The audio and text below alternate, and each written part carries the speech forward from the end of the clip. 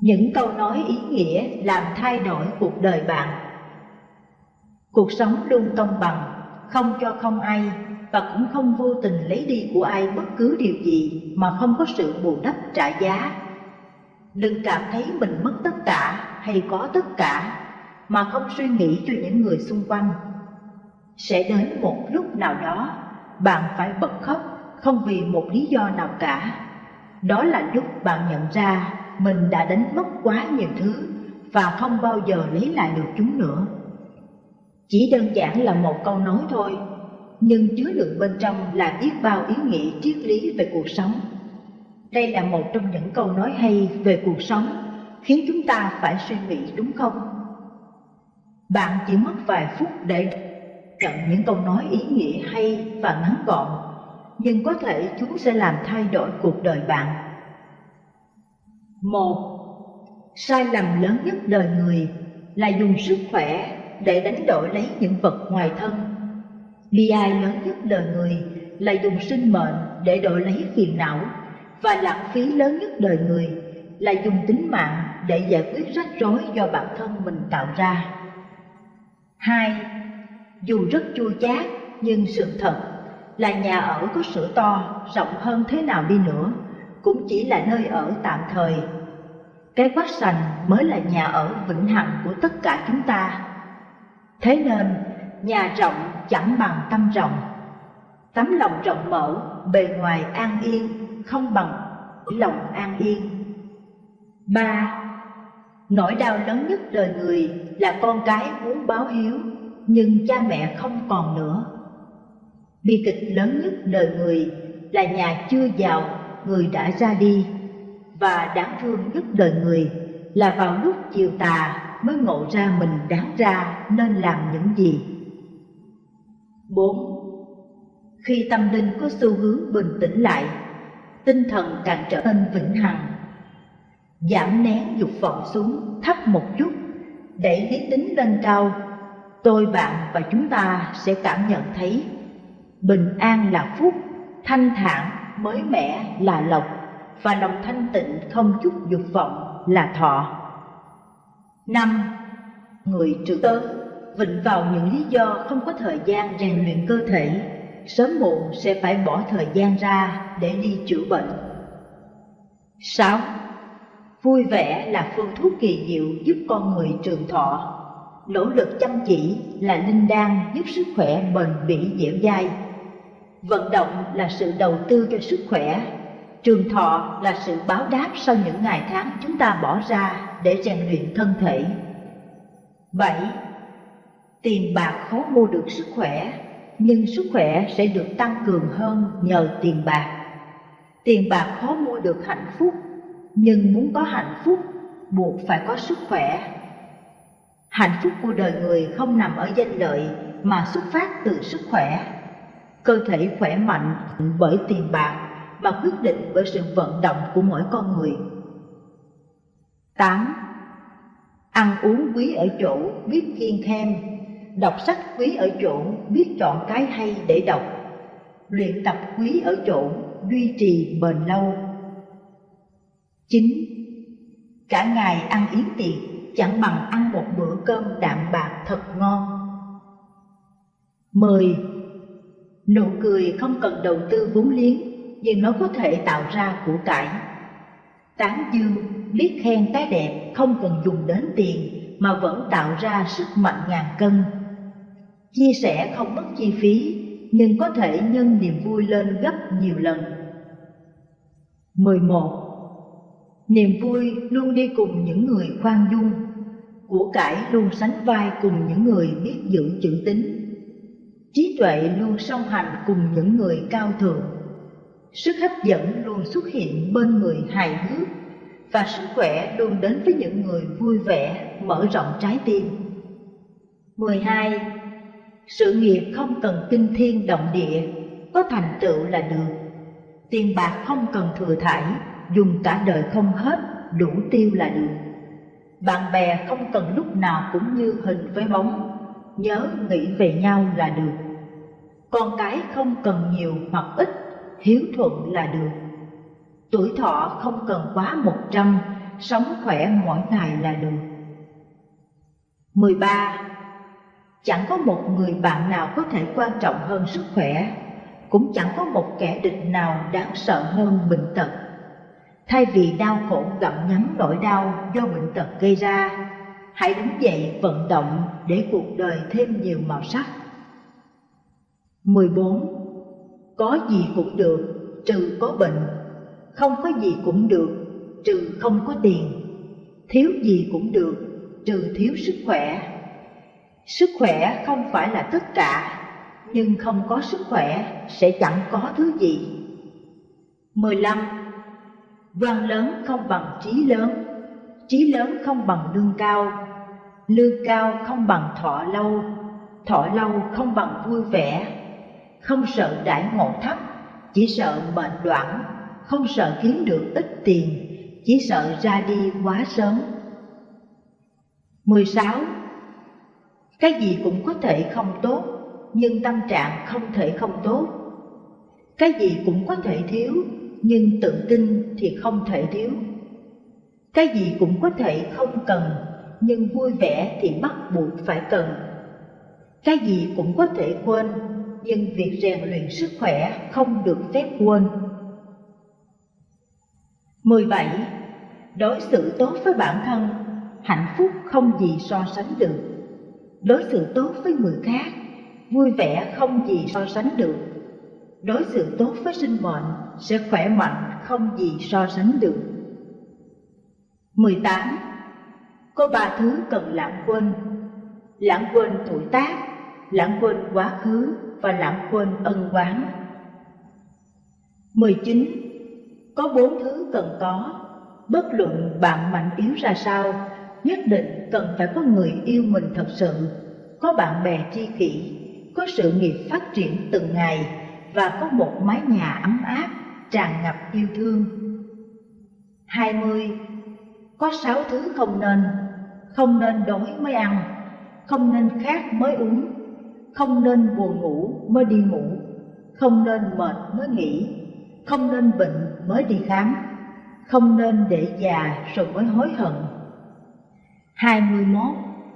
Không cầu là quý, ít bệnh là thọ, đủ dùng là giàu, không dục vọng là phúc, và cảm kích là hỷ. 22.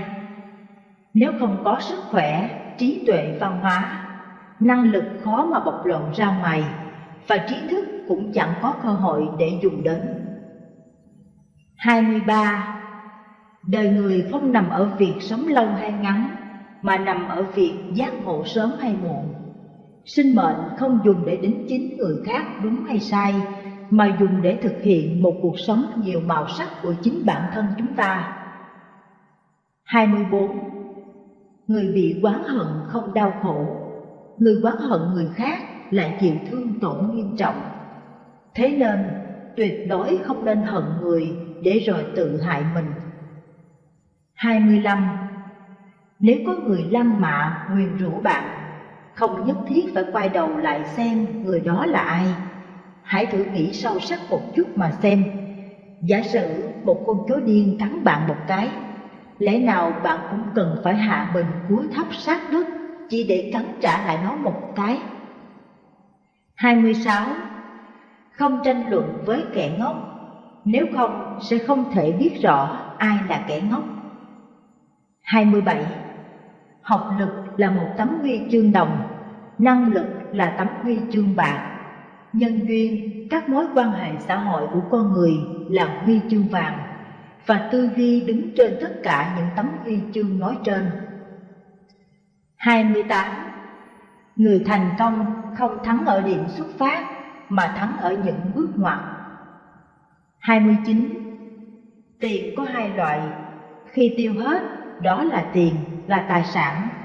Không tiêu hết, đó là giấy, là di sản. 30. Bộc lộ sự nóng nảy ra ngoài, đó gọi là bản năng. Kìm nén sự nóng nảy vào bên trong, đó gọi là bản lĩnh. 31. Cuộc sống không có tình yêu giống như một hoang mạc. Khi bạn tặng hoa hồng cho người khác, tay của bạn tự khắc cũng sẽ thơm. Cần lĩnh hội được rằng yêu người khác thực ra là yêu chính mình. Hãy để tình yêu giống như ánh nắng buổi chiều sưởi ấm trái tim mỗi con người. 32. Xinh gái đẹp trai nhưng bản thân không biết, đó chính là khí chất. Có tiền tài hoa nhưng người khác không biết, đó chính là tu dưỡng. 33. Duyên phận là một cuốn sách, nếu lật dở mà không để tâm sẽ bị lướt qua. Đọc quá chăm chú sẽ khiến người ta rơi nước mắt. 34. Hãy cảm ơn người nói cho bạn biết khuyết điểm của bạn. Chỉ có người nói cho bạn biết khuyết điểm của mình một cách chân thành mới là người đối tốt với bạn. 35.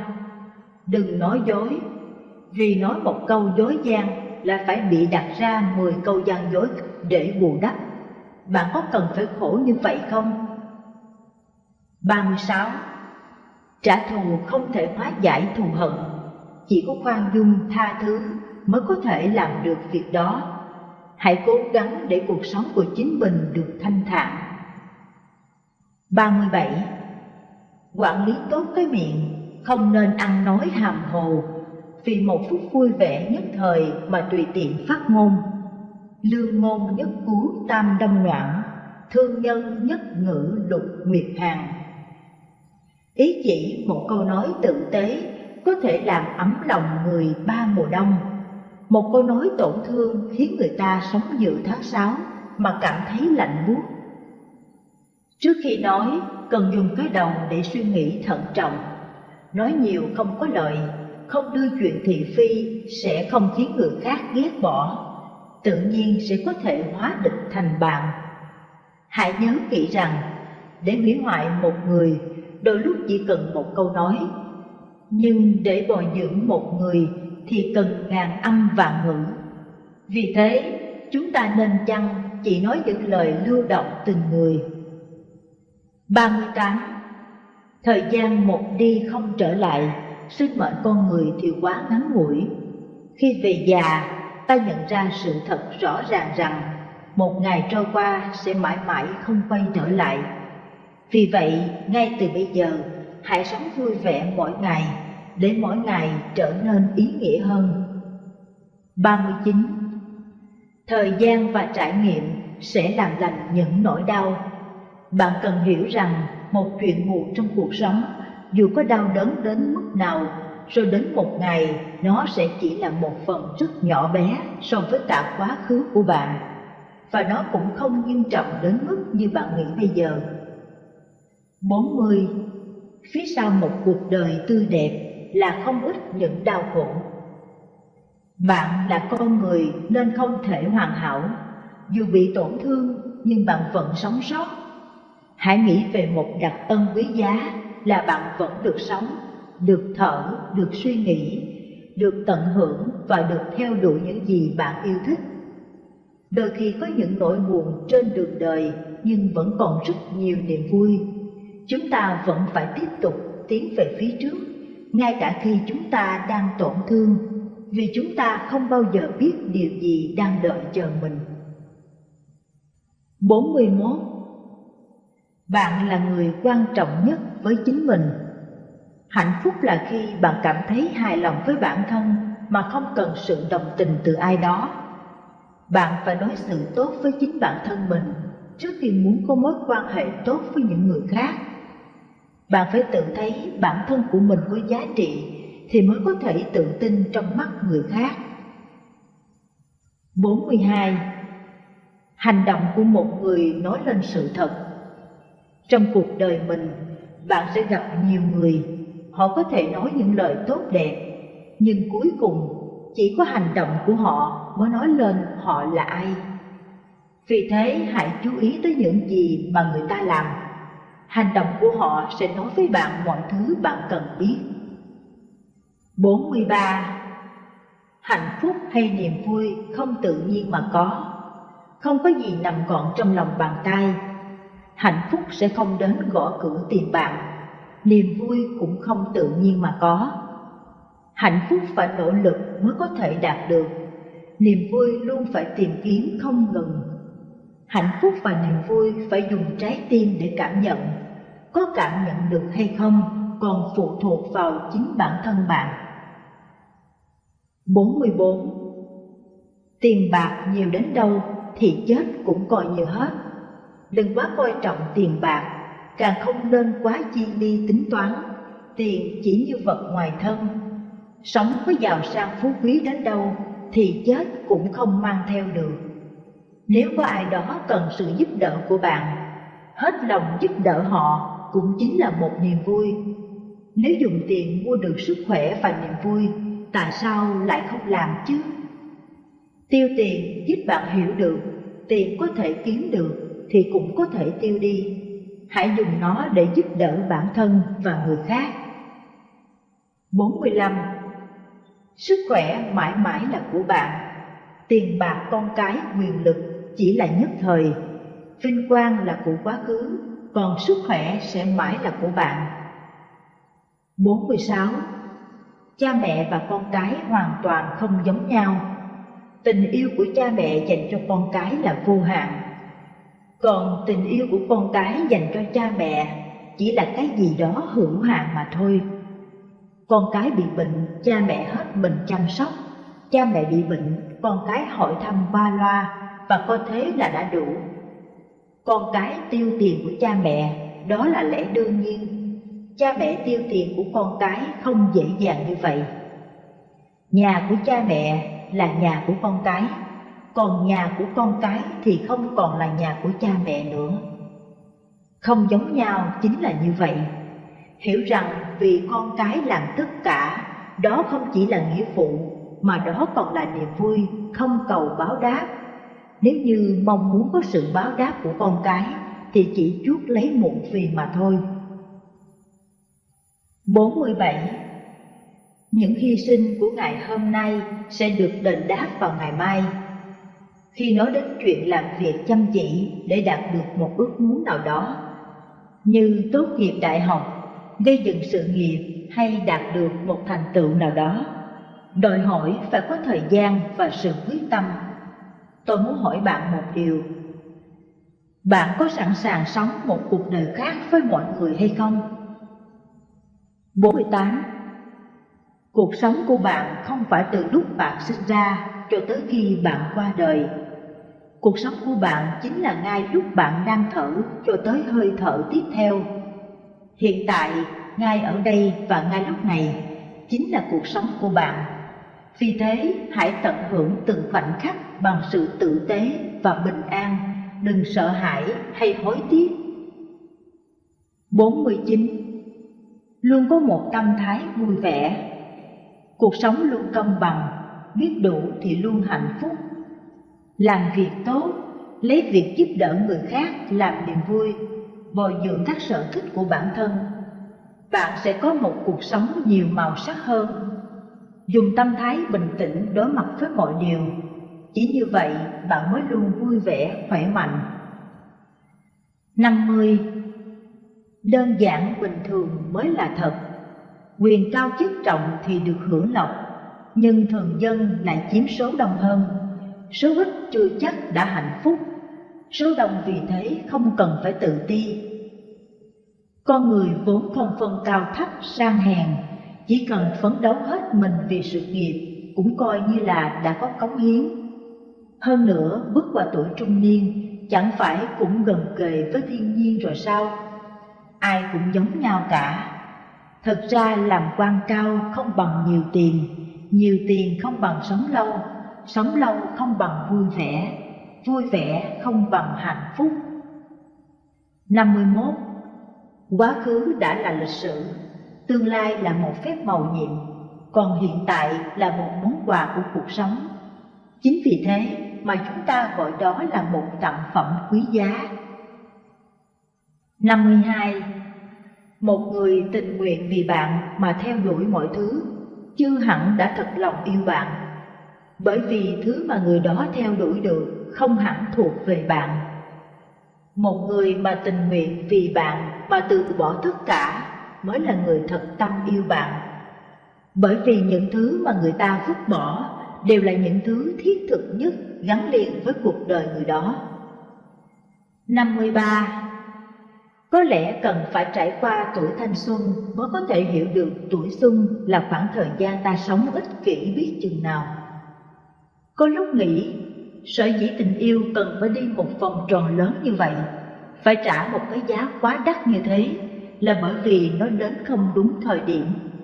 Khi có được tình yêu, chúng ta thiếu đi trí tuệ.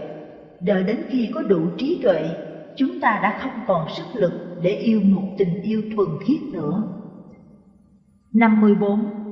Cuộc sống không phải là phim ảnh, không có nhiều đến thế, những lần không hẹn mà gặp. 55. Tôi tự nhủ với bản thân mình rằng cần phải sống chân thật, bất kể người khác nhìn mình bằng con mắt nào đi chăng nữa. Dù cả thế giới phủ định, tôi vẫn có bản thân tin tưởng mình. Tôi tự nhủ với bản thân mình rằng cần phải sống vui vẻ, không cần nghĩ có phải có ai đang để tâm tới mình hay không. Bởi một người cũng có thể sống cuộc sống tươi đẹp. Tôi tự nhủ với bản thân mình rằng những lúc buồn có thể khóc đến nhem nhuốc cả mặt, nhưng sau những giờ phút đó cần phải ngẩng đầu cười thật xinh tươi. 56. Bất kỳ một sự đả kích nào cũng không nên trở thành cái cớ cho bạn sa ngã. Bạn không thể thay đổi thế giới, nhưng bạn có thể thay đổi bản thân mình. Việc cần làm là chọn lựa một con đường đúng đắn và kiên trì bước tiếp. 57. Thế giới bạn không bước vào được thì đừng cố chen vào, làm khó người khác, lỡ dở cho mình. Hà tất phải vậy. 58. Đôi khi không cẩn thận biết một số chuyện, mới phát hiện ra rằng những điều bản thân để tâm lại nực cười đến thế. 59. Ai không giả dối, ai không dễ thay đổi, không ai là ai của ai hết. Hà tất phải coi một số người, một số chuyện quan trọng đến thế. 60. Tình yêu, tình bạn không phải là cả đời không cãi nhau, mà là cãi nhau rồi vẫn có thể bên nhau cả đời. 61. Người quan tâm đến tôi sẽ quan tâm lại gấp bội. Người không quan tâm đến tôi, bạn dựa vào cái gì mà bảo tôi phải tiếp tục? 62. Đừng bao giờ thay đổi mình vì người khác. Nếu họ không thể tiếp nhận một con người nhiều điểm xấu là bạn, thì cũng không xứng để có được một con người với nhiều điểm tốt là bạn. 63. Đi ngược lại với đám đông có nghĩa là bạn cực kỳ thông minh hoặc cực kỳ ngu dốt. 64. Khi tất cả những cái khác đã mất đi thì tương lai vẫn còn. 65. Để tâm nên mới nghĩ ngợi linh tinh, không để tâm đến nghĩ cũng chẳng buồn nghĩ. 66. Không nghe, không hỏi, không nhất định là đã quên, song chắc chắn là đã xa cách. Cả hai trầm lặng quá lâu, đến chủ động cũng cần có dũng khí. 67. Đừng nên dùng những lời tuyệt tình để làm tổn thương đến người mà bạn yêu vào lúc tâm tình tồi tệ nhất. 68. Có những lúc không có lần sau, không có cơ hội bắt đầu lại. Có những lúc bỏ lỡ hiện tại, vĩnh viễn không còn cơ hội nữa. 69. Hãy dùng thái độ cam tâm tình nguyện để sống một cuộc sống an ổn. 70. Tất thảy mọi vấn đề đều là vấn đề của bản thân. 71. Đôi khi rõ ràng chúng ta đã tha thứ cho người ta, song lại không thể thực lòng vui vẻ.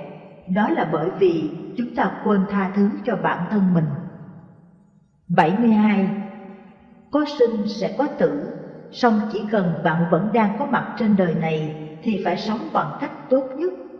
Có thể không có tình yêu, không có đồ hàng hiệu, song không thể không vui vẻ.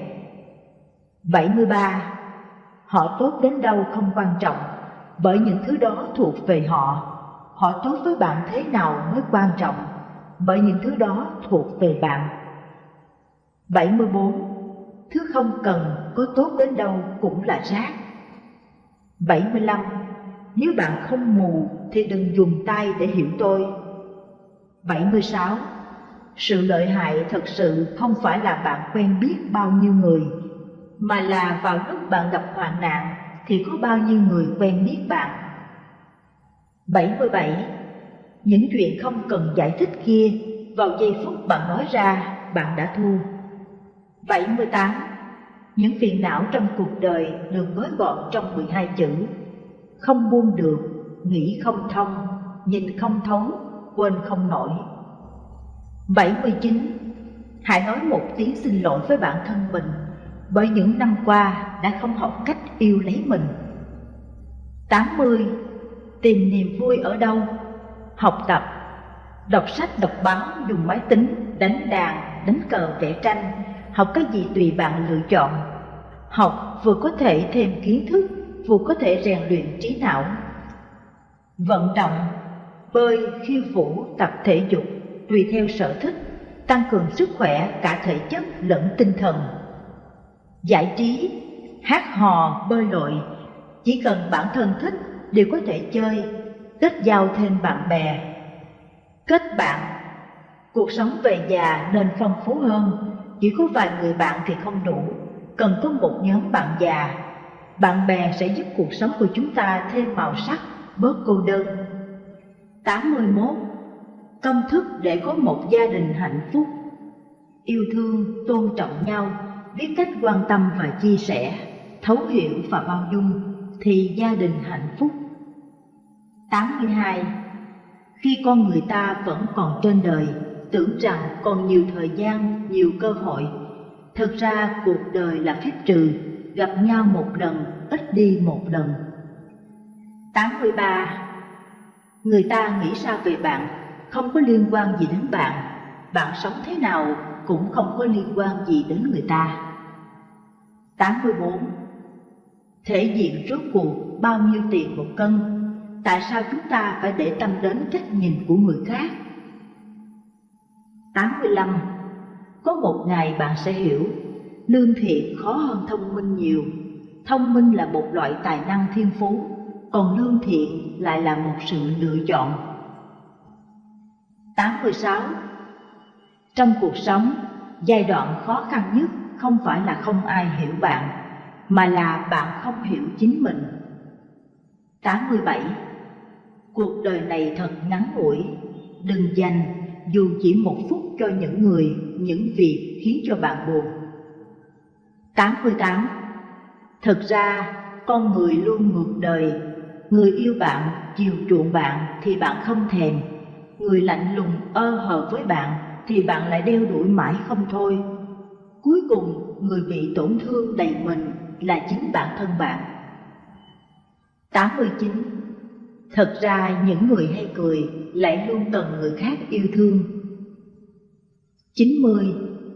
Cuộc sống là một bộ sách vô số chữ, mỗi người có cách đọc của riêng mình. Cuộc sống là một câu hỏi có nhiều lời giải, mỗi người có đáp án của riêng mình. Cuộc sống là một tách trà, mỗi người có cách thưởng thức của riêng mình. Những lúc không vui, hãy tự nhủ với bản thân rằng tất thảy của tất thảy chính là để cuộc sống thoải mái hơn, vui vẻ hơn, hạnh phúc hơn. 91.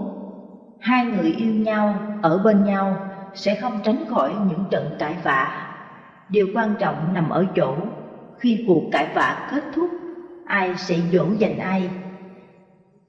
Thỉnh thoảng tranh cãi không phải là khuyết điểm của đàn ông, nhưng sẵn lòng dỗ dành con gái lại là ưu điểm của họ.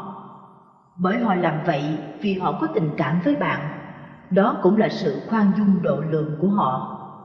Cho nên sau cuộc cãi vã, đàn ông nên dỗ dành người phụ nữ của mình.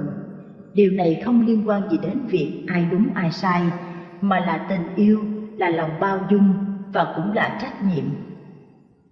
92. Mỗi người đều có cách sống của riêng mình, chúng ta không cần phải ngưỡng mộ cuộc sống của người khác. Có người ngoài mặt tươi cười rạng rỡ, nhưng ẩn trong đó là bao giọt nước mắt. Lại có người nhìn có vẻ cơ cực, nhưng kỳ thực họ lại đang trải qua một cuộc sống rất thoải mái. 93. Người thông minh là người có thể che giấu đi sự thông minh của mình. 94. Nhiều thứ chúng ta mong mỏi có được có giá đắt, nhưng sự thật là những gì thực sự khiến chúng ta hài lòng lại hoàn toàn miễn phí. Đó là tình yêu, là tiếng cười và là những giây phút miệt mài theo đuổi đam mê của mình. 95. Đừng xem trọng bề ngoài vì nó có thể đánh lừa bạn. Đừng xem trọng sự giàu sang vì nó có thể mất dần. Hãy đến với người biết làm bạn cười, vì chỉ có nụ cười mới biến ngày buồn thành vui. 96. Đời này chỉ có chính bạn mới hiểu bạn nhất. Không phải mẹ bạn, không phải người yêu bạn, không phải bạn thân của bạn, không phải thầy bói, mà chính là bạn. Vậy nên hãy tỉnh táo trước khổ đau và nhẹ nhàng trước sung sướng. Sướng khổ là do tâm mình thôi. 97. Một lời bất cẩn có thể gây bất hòa. Một lời độc ác có thể làm hỏng cả cuộc đời. Một lời đúng lúc có thể làm giảm căng thẳng. Một lời yêu thương có thể đem lại hạnh phúc. 98. Luôn đặt mình vào vị trí của người khác. Nếu trong vị trí đó bạn thấy đau, có lẽ người kia cũng sẽ cảm thấy như vậy. 99. Đừng hạ thấp giá trị bản thân bằng cách so sánh mình với những người khác. Đó là vì mỗi chúng ta là những con người hoàn toàn khác nhau. Chúng ta là những cá nhân độc lập với những tài năng riêng biệt. 100. Chớ để cuộc sống trôi tuột qua kẽ tay vì mãi đắm mình trong quá khứ hoặc mơ mộng ảo tưởng về tương lai. Hãy tận hưởng cuộc sống trong từng khoảnh khắc. Bạn sẽ cảm thấy từng ngày trôi qua thật trọn vẹn. 101. Bạn bè bạn sẽ không cần bạn phải giải thích gì cả. Còn với kẻ thù thì dù cho bạn có giải thích bao nhiêu, họ cũng chẳng tin đâu. Hãy cứ làm những gì mà thâm tâm bạn biết là đúng. 102. Lúc nào tôi cũng bay theo hướng bay của người khác. Lần này tôi sẽ bay theo con đường mà tôi đã lựa chọn. Cuộc sống này cũng không phải toàn niềm vui, niềm hạnh phúc, mà xen lẫn vào đó là những nỗi buồn, nỗi đau thương. Nhưng dù cho cuộc sống có thế nào đi nữa, hãy sống vì bản thân mình các bạn nhé. Hãy theo đuổi ước mơ của mình và hãy làm công việc mà mình thích. Cuộc sống là không từ bỏ. Hạnh phúc không có một đáp án chuẩn mực. Niềm vui cũng không chỉ xuất phát từ một con đường. Thu lại ánh mắt ngưỡng mộ người khác và nhìn lại tâm hồn mình. Sống một cuộc sống mà mình mong muốn chính là những ngày tháng tươi đẹp nhất. Cách sống mà mình muốn mới chính là cách sống tốt nhất.